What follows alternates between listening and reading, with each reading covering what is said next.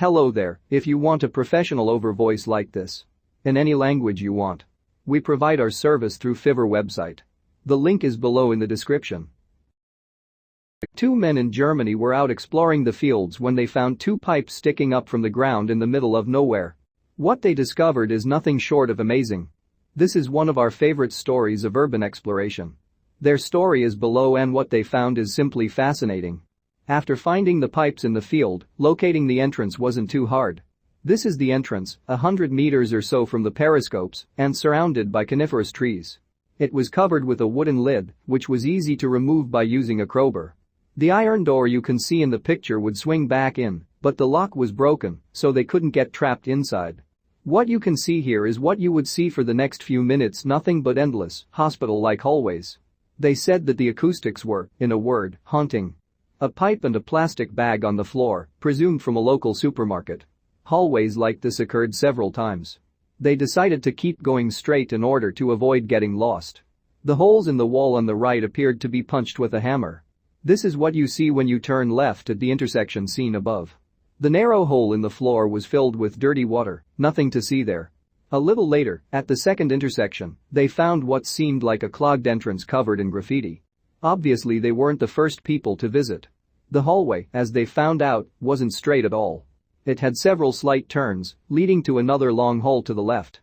You can see more random punches in the wall. This is the view looking back. At this point they were both uncertain if they should proceed or get the hell out of there. Notice graffiti in the top right. The one on the left translates to help. This big yellow door came out of nowhere. They were expecting, and hoping, for an exit or another dead end. They had no clue how a single person or even couple people would be able to open those, since they seemed as heavy as bank vault doors. There were Cyrillic letters, Slavic alphabet, on this particular one, yet it was hard to decipher. Right next to one of the broken doors, it reads exit number 2, according to a friend. I don't know what these did back in the day, possibly for ventilation. After passing a lot, and I mean a lot, of those heavy safe doors, the room seemed to become more and more destroyed, as you can see from the decayed walls. Looking back where they came from, you can get an impression of the number of heavy doors any visitor has to pass, placed directly one after another. Proceeding onwards, the graffiti clearly read, "Hello Satan, I love you." Not something you want to read down there. Here is a different angle of the Satan graffiti, seen on the wall to the left. They decided to enter the corridor on the front left.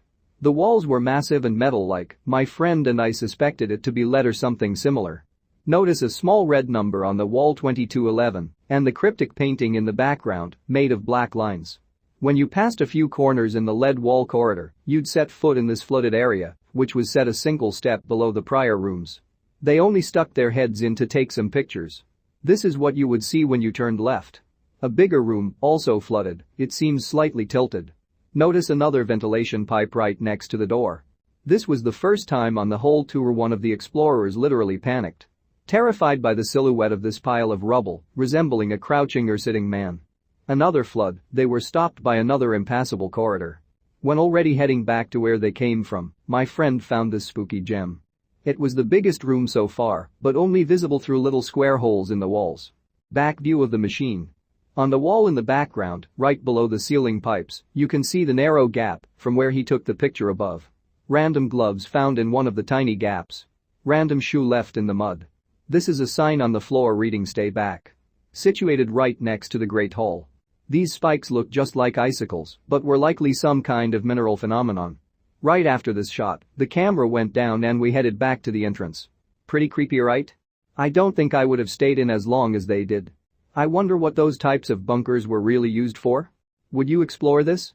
Let us know in the comments below.